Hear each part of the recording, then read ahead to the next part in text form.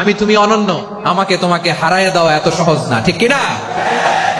একটা কথা জীবনের সাথে সেট করে নিতে হবে, আমি জিতি নয় শিখি, আমি কখনো হারি না।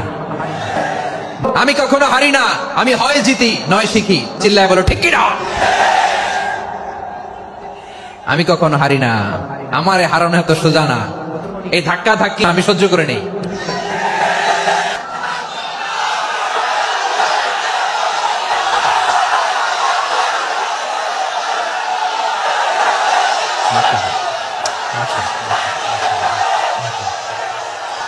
ঠিক আছে, বসুন বসুন বসুন।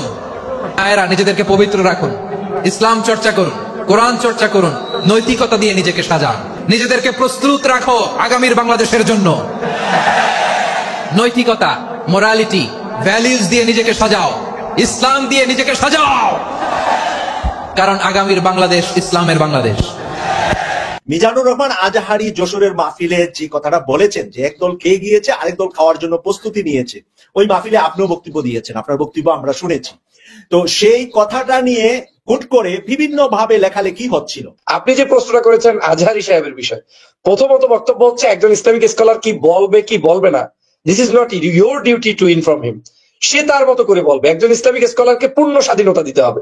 এই স্বাধীনতার জন্যই আমি লড়াই করেছি গত 16 বছর, 6 বছর পর্যন্ত কথা বলেছি। গত প্রায় 116 জন আলেমের বিরুদ্ধে যখন শেখ হাসিনা তদন্ত শুরু করে, তখন সবার আগে আমি নিজেই এর প্রতিবাদ করেছি। কেন? আলেম ওলামা, ইভেন ওই 116 জনের মধ্যে কিন্তু আমি যেরকম আদর্শ বিশ্বাস করি বা চিন্তা করি, তার বিরোধী মতের আলেমরাও ছিল। ওই তালিকার মধ্যে হাসিনাপন্থী আলেমও ছিল।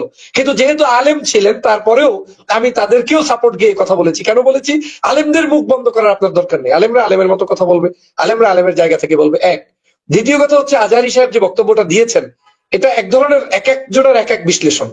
আপনি মাসুক ভাই যদি মনে করেন যে আপনাকে উদ্দেশ্য করে বলছে, তাহলে আপনাকেই উদ্দেশ্য করে বলছে। আপনি এখন এর জন্য ঘুম নষ্ট করবেন, স্টেটমেন্ট দিবেন, টেনশন ফিল করবেন, আপনি অস্থিরতা ভোগ করবেন না, এত দরকার নাই তো। মিজানুর রহমান আজহারী সাহেব বাংলাদেশের বর্তমান সিচুয়েশনের ট্রেন্ডিং এর যে আলোচ্য বিষয়, সেটার উপরে ভিত্তি করে হয়তো শব্দ চয়ন করেছেন, দ্যাটস ইট।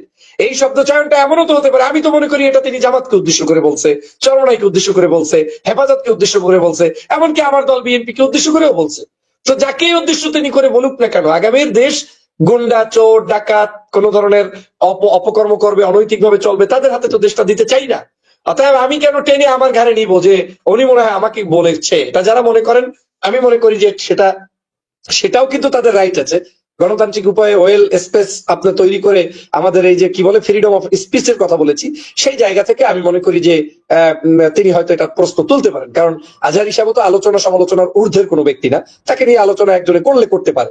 কিন্তু আলোচনা যাই করুক, আমার দৃষ্টিভঙ্গি হচ্ছে এই আলেমদের ক্ষেত্রগুলোতে আমাদের রাজনীতি যারা করছি, তাদের এড়িয়ে থাকাটা উত্তম। তাদের এই জাতীয় লাইনে কথা না বলে বরং আলেমদের কার্যক্রমগুলোকে প্রশস্ত করার জন্য আপনি মাহফিলে আসবেন, মাহফিলে বসবেন, সুযোগ পাইলে বক্তব্য দিবেন, কথা বলবেন, জনতার সাথে মিশবেন, ওনাদের মতো কথা বলবে। আপনি একটা জিনিস মনে রাখেন, সংসদ সদস্যরা যে স্টাইলে আলোচনা করে, একটা টিভি টক শোতে কি একই স্টাইলে আলোচনা হয়? হয় না।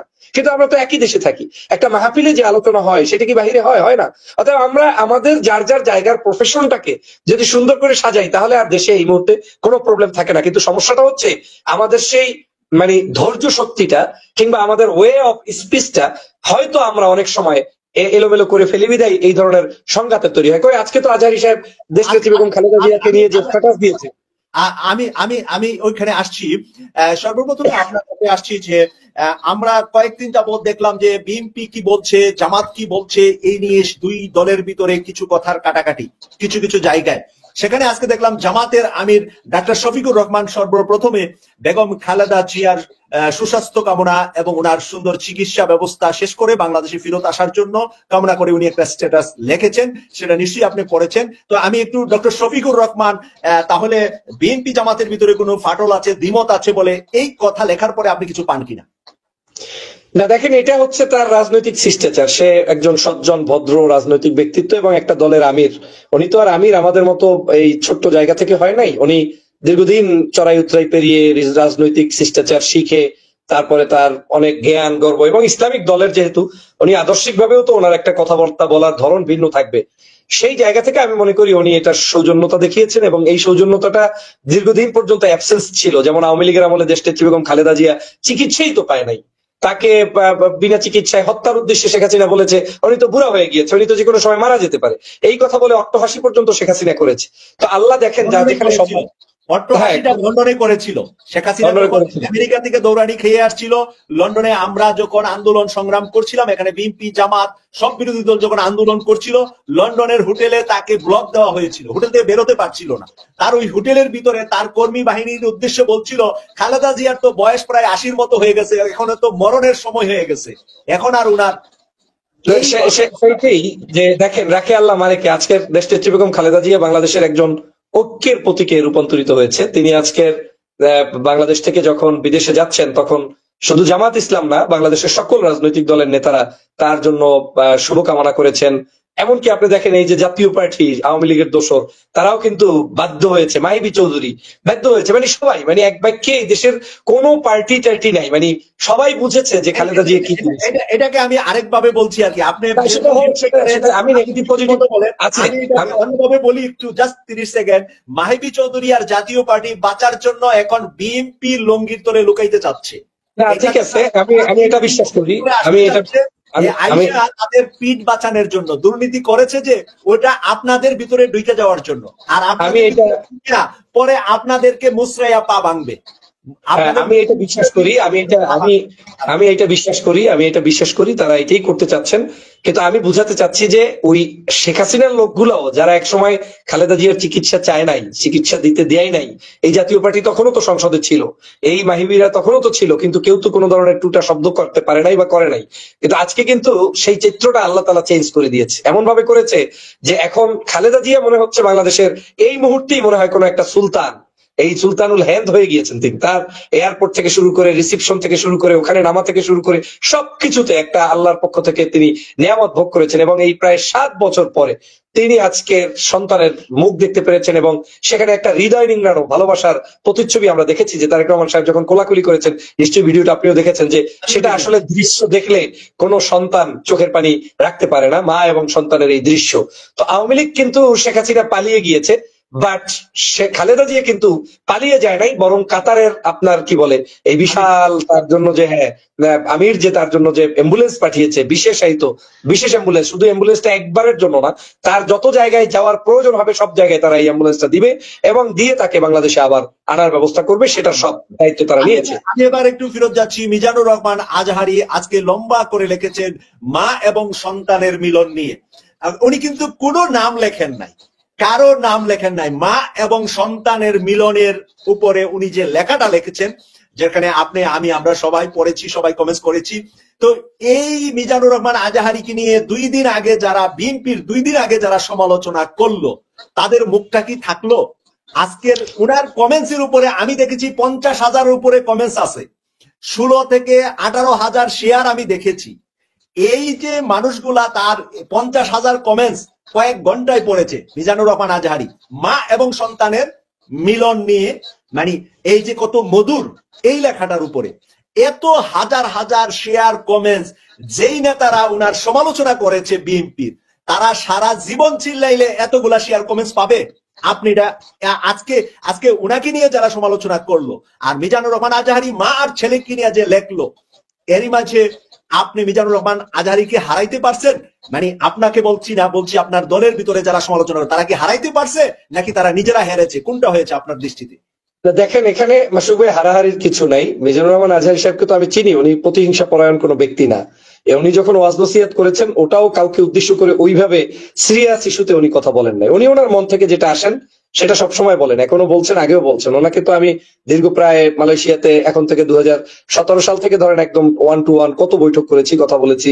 আমি কায়েদ ফাউন্ডেশন থেকে ওখানে প্রতি বছর মাহফিল করি, রমজানে একটা আলাদা প্রোগ্রাম হয় আমার, মানে তত্ত্বাবধানে আজহারী সাহেব চিফ গেস্ট থাকেন। তো তার বক্তব্যের ধরনটাই এরকম। অতএব তাকে নিয়ে এটা নিয়ে যারা বিতর্ক করে, সেটা হয়তো তারা হয়তো বুঝতে পারছে না। আজহারী সাহেবকে যদি জানতো বুঝতো। এবং আমি আপনাকে হলফ করে বলতে পারি, আজহারী সাহেবই একমাত্র হতে পারে যে বাংলাদেশে এই মুহূর্তে কোনো দলের সাথে সরাসরি কোনো সম্পৃক্ততা নাই, বিন্দু মাত্র নাই। আমি এটা চ্যালেঞ্জ ছুড়ে দিয়ে বললাম যে ডক্টর শায়েখ মিজানুর রহমান আজহারী কোনো, যারা অনেকে মিথ্যা তথ্য ছড়ায়, অমুক দলের মনে হয়, অমুক মতের মনে হয়, না, কিচ্ছু না।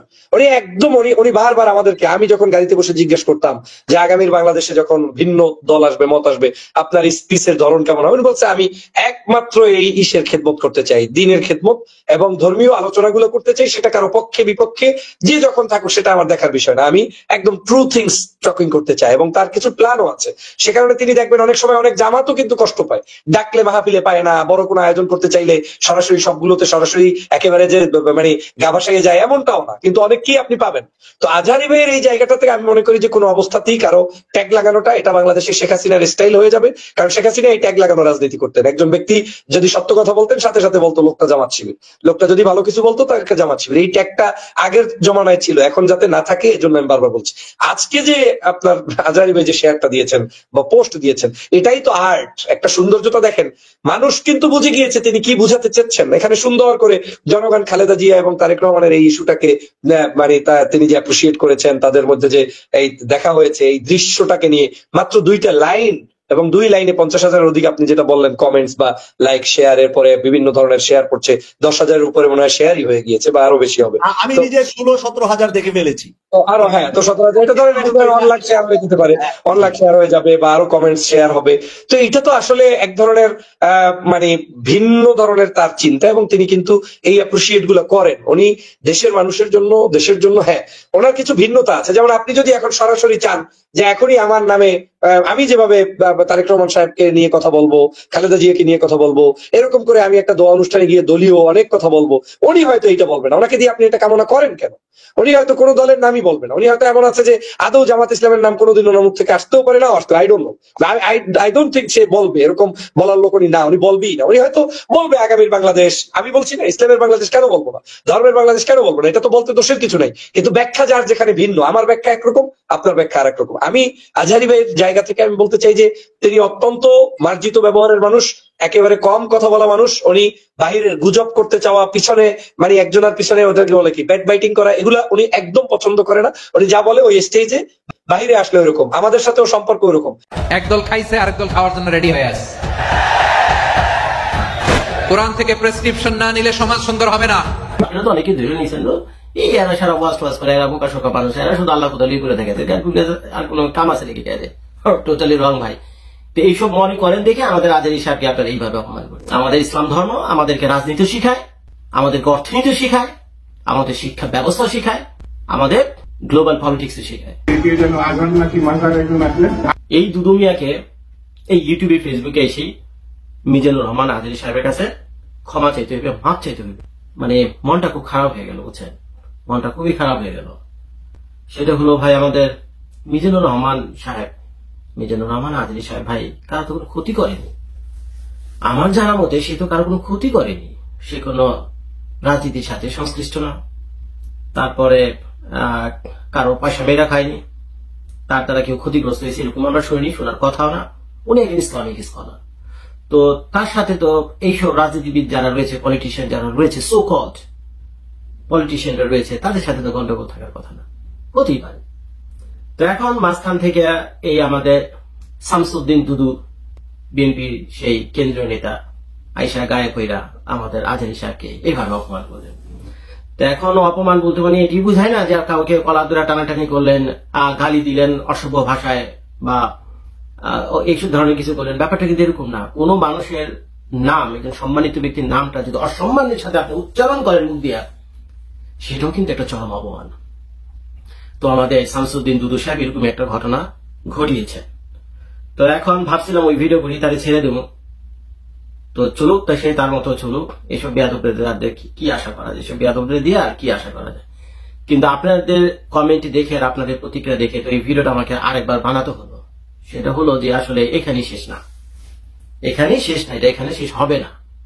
এই দুদুমিয়াকে এই ইউটিউবে ফেসবুকে এসে মিজানুর রহমান আজহারী সাহেবের কাছে ক্ষমা চাইতে হবে, মাপ চাইতে হবে। এই লোকগুলি কিন্তু 2 দিন পরে পার্লামেন্টে যাবে। আর পার্লামেন্টে কারা যায়? ল মেকার্সরা যায়, যারা কিনা আইন প্রণয়ন করে। এখন আইন প্রণয়ন তারা কার জন্য করে? একটা রাষ্ট্রের জন্য করে, এবং সারা রাষ্ট্রে 18 কোটি মানুষের জন্য করে। তো এই ধরনের ইররেসপন্সিবল, এই ধরনের ইডিয়ট আমি ভাই সরাসরি শামসুদ্দিন সাহেবকে দুদু মিয়া সাহেবকে বলতেছিলাম, মানে বলতেছি যে এই ধরনের, তো সে যাতে আবার পার্সোনালি ভাবে না হয়। তো যারা যদি আপনাদের মধ্যে কেউ যদি এই ধরনের আচার আচরণ করে থাকেন তো আপনাদের লাগবে। আর দুদু মিয়া যদি এরকম কিছু না করে থাকে তো দুদু মিয়া গায়ে লাগার তো কথা না। তো যাই হোক না কেন, তো এই ধরনের বেয়াদব ইডিয়েট এই ধরনের লোকগুলো যদি পার্লামেন্টে যায় তাহলে কি অবস্থা হবে চিন্তা করতে পারছেন? কি অবস্থা হবে? এরাই দুদিন পর আমাদের আমল নামা লাগবে, মানে কি বাংলাদেশের জন্য ল তৈরি করবে, এবং সেই ল অনুযায়ী আপনারা 18 কোটি মানুষ। তো এই লোকগুলো পার্লামেন্টে যে আমরা যে ভোট দিয়ে পাঠাইতে, একটা কাদের ভোট দিয়ে আমরা পার্লামেন্টে পাঠাইতে, কিন্তু তো ব্যাপার স্যাপার আছে, চিন্তা ভাবনার ব্যাপার আছে, তো বোঝার ব্যাপার আছে যে কারা যাইতেছে সেখানে, কে কোয়ালিফাইড আর কে ডিসকোয়ালিফাইড। তো কি মনে হয় যে লোকটা কিনা এরকম একজন সম্মানিত ব্যক্তিকে এইভাবে অসম্মানিত করতে পারে, তো এই লোকটা কি আপনাদের কাছে এলিজিবল এবং কোয়ালিফাইড মনে হয় to make any law for Bangladesh? বাংলাদেশের জন্য ল মেক করার কোন এলিজিবিলিটি কি এই ধরনের লোকগুলোর ভিতরে আপনারা দেখেন? এবং এদিকে যাবে দুদিন পর পার্লামেন্ট। তো যার ফলে আমি দুদু সাহেবকে বলছি, যেহেতু আমরা আওয়ামী লীগকে চরমভাবে অপছন্দ করি, অপছন্দ করার মতো অসংখ্য কাজও তারা করেছে, এবং বিএনপি এরাও মানে অপছন্দ করার মতো অনেক খারাপ খারাপ কাজ করছে। তো আমি তো রাজনীতিবিদ না, এইসব তাদের আমল নাম নিয়ে বসিনি। এখন আমাদের সবার প্রিয়, আপনাদের কাছে যেমন প্রিয় আমার কাছে অনেক প্রিয়, সে আজহারী সাহেবকে অপমান করেছে সেই যে থেকে আমার এই ভিডিওটা করা। নাইলে ভাই কে বিএনপি কে আওয়ামী লীগ এগুলো নিয়ে আমার কি হচ্ছে যায় আসে না, কে পার্লামেন্টে গেল কে গেল না, বাংলাদেশের সাথে রাজনীতি অর্থনীতি কোনো সম্পর্কে আমার নেই। কিন্তু উনি মিজানুর রহমান সাহেবকে অপমান করে কথা বলছে, বা সেই ক্ষোভ থেকে আমার এগুলি করা, ভিডিও না করলে আমি পারতাম।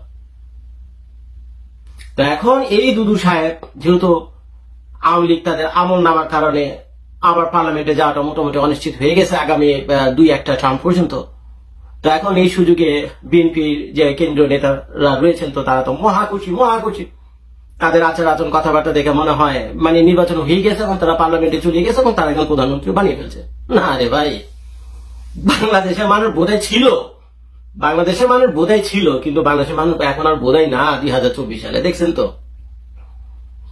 তো শেখ হাসিনা ম্যাডামের মতো এরকম একজন ডিক্টেটরকে মাত্র 2-3 সপ্তাহ গণ অভ্যুত্থানে কিভাবে তাকে স্টেপ ডাউন করতে হলো, দেখছেন তো। তো যার কাজেই সাধারণ জনতাকে আপনারা শুধু মনে করেন বোধহয় মনে করেন, আসলে বোধহয় না। তো এখন তারা তো মনে করেন চারদিকে ঘোরাফেরা করতেছে পার্লামেন্টের, প্রতিদিন মনে পার্লামেন্টে যায়, আশেপাশে থেকে ঘুরে আয়, এবং মনে করে 2 দিন পর তাহলে আমরাই দিকে আমরা এমন একটা বাস টার্মিনাল, টেম্পু টার্মিনাল, মাছের বাজার আরো থেকে নিয়ে শুরু করে এমন কোন জায়গায় নেই যে আমরা আমাদের থাবা বসাবো। বাস আওয়ামী লীগের কি খাইছে তার থেকে 3 গুণে চালাবো। 17 বছরের ভুকাডাঙ্গা আমরা, কত বছরের 17 বছরের ভুকাডাঙ্গা আমরা।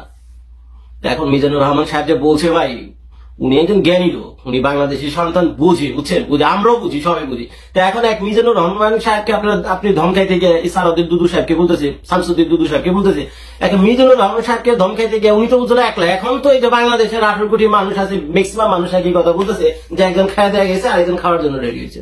কথা তো সত্যি। আজকে যদি মিজানুর রহমান সাহেবের সাথে লাগালাগি না করতে যেতেন এগুলো আপনাদের শুনতে হইতো না, হয়তো চামের উপরে ভোটাভুটি একটা হয়তো বুঝছেন, চামের উপরে আপনার পার্লামেন্ট পর্যন্ত যেতে পারতেন। তো এখন ইউনি সাহেবের সরকার আছে, তো মোটামুটি আশা করা যায় একটা ফেয়ার ইলেকশন হবে। আর এই ফেয়ার ইলেকশন হলে আপনাদের পার্লামেন্টে যাওয়াটা মোটামুটি নিশ্চিত বলে আমরা মনে করি, যেহেতু আওয়ামী লীগের লোকেরা এখন নানান জায়গায় মানে এলোমেলো অবস্থা, তাদের নানান কারণে ঘুরে উঠে দাঁড়ায় তাদের সময় লাগবে। তা এখন খাওয়ার আগেই আপনারা ঝামেলা শুরু করে দিয়েছেন গিয়া মিজানুর রহমান আজহারী সাহেবের সাথে।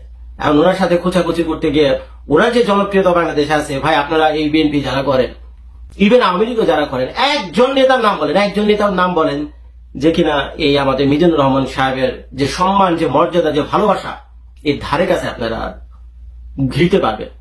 আপনারা যে জনসভা করেন, 50,000 1 লাখ মানুষ আনেন, শুনি তো পত্র পত্রিকা দেখি পয়সা দিয়ে নিয়ে আসেন।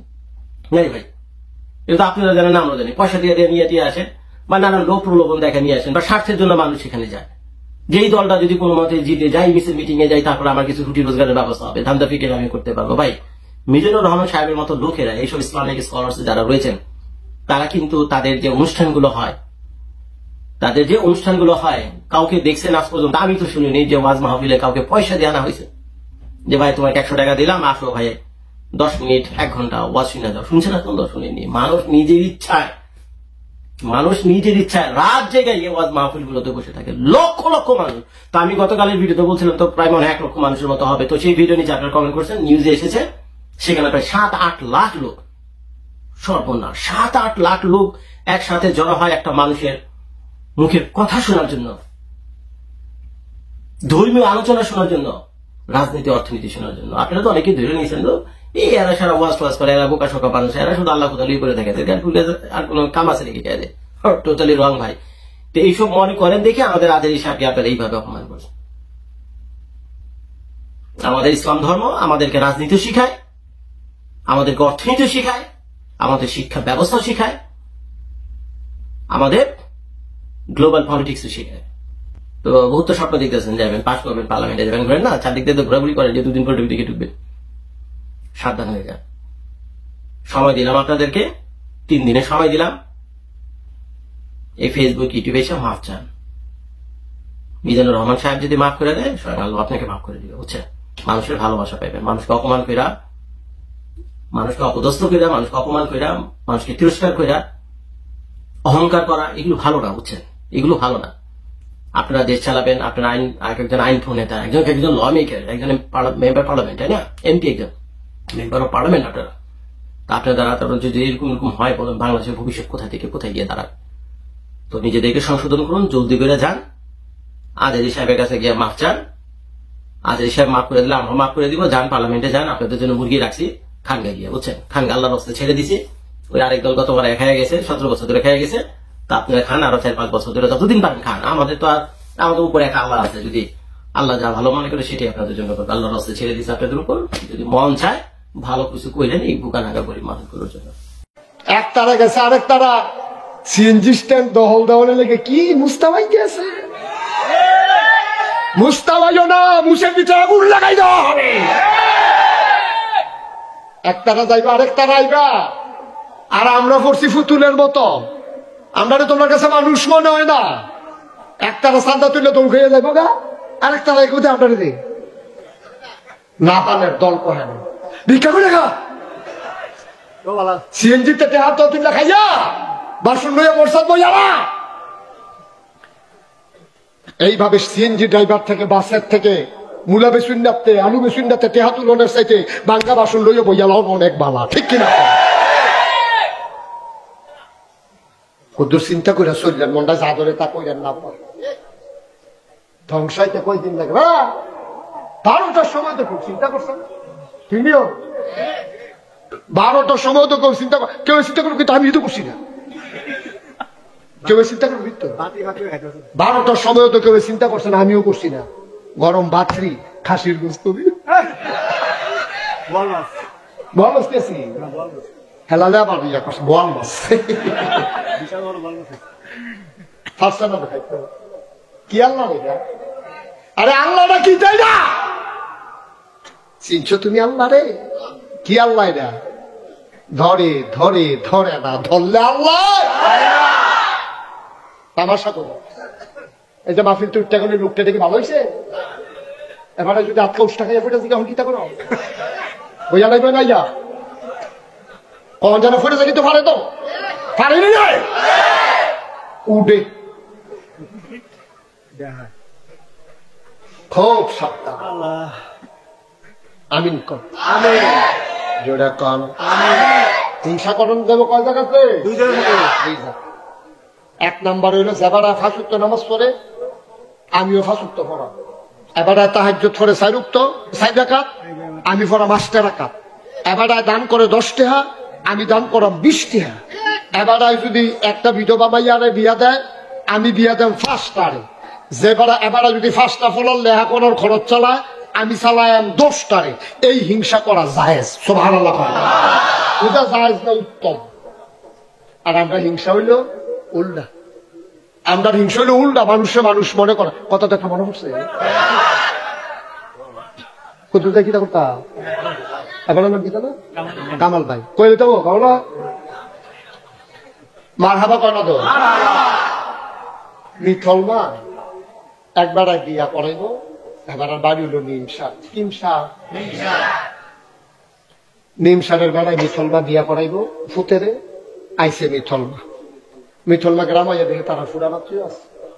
ফুরানাত্রীয় বাদ গিয়া কয়, ও আপনারা উত্তর দিয়া যে বাড়ি এখানে গেলে একটা মাইয়া আছে, ফটোতে দেখাইলো, বাপের নাম মোহাম্মদ খবির মিয়া। মাইয়ার ব্যাপারে বিয়ে আইছিল, তারা মানুষ কিরকম? তো যাবার জিজ্ঞেস আমরা দুম বেরো বইয়া ওই কিতা কইলা, কয় তোমরা উত্তর বাড়ির তারা মানুষ কিরকম? এবারে কতক্ষণ দম ধরে থেকে কয় তারাও আমরারে মানুষ কয় না, আমরাও তারারে মানুষ করি না। আসেনি রে মুসিব,